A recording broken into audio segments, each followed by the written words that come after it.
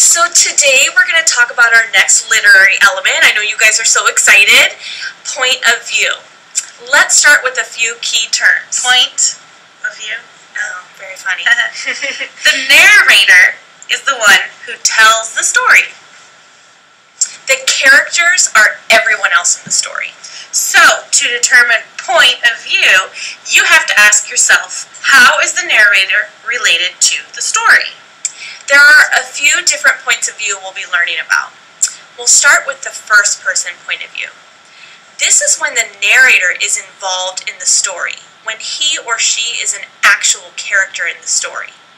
You can usually tell if a story is in first person point of view because the narrator uses the pronouns I or we. Or me or my. Yes, very good. So here's an example. When I stepped out into the bright sunlight from the darkness of the movie theater, I had only two things on my mind: Paul Newman and a ride home. The pronouns I and my here let us know that this is first person point of view. Hey, that's from The Outsiders. It's Pony Boy. In the second person point of view, the narrator addresses the reader using the pronouns you, your, or us. It's like the narrator is talking directly to us. This point of view is typically used in emails, letters, text messages, presentations, and often in poetry. And in Choose Your Own Adventure stories. Oh yeah, I loved those. Do you guys know what those are? Yeah, I don't know. Do they? We're old. Anyway, for example, you open your eyes and the sun is already high in the sky. You realize that you slept too late. Here the pronoun you is used by the narrator to speak directly to the reader. Next is the third person point of view, and this is the one that's most common. The narrator in third person is someone outside of the story looking in.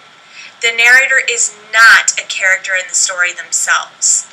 The pronouns he, she, and they are often used to refer to the characters in the story. Here's an example of third-person point of view. One day, a high summer flood washed him out of the burrow where he lived with his father and mother and carried him, kicking and clucking, down the roadside ditch. He found a little wisp of grass floating there and clung to it until he lost his senses. When he revived, he was lying in the hot sun in the middle of a garden path, very draggled indeed, and a small boy was saying, "Here's a dead mongoose. Let's have a funeral." Is that Rikki Tikki Tavi? Yes, Oh, I that's love one of my Teddy. favorite stories. I like Chichandra the best. It's important to note that there's a difference between dialogue and narration. Dialogue is when the characters speak, when their words are put in quotations. Narration is when the narrator speaks.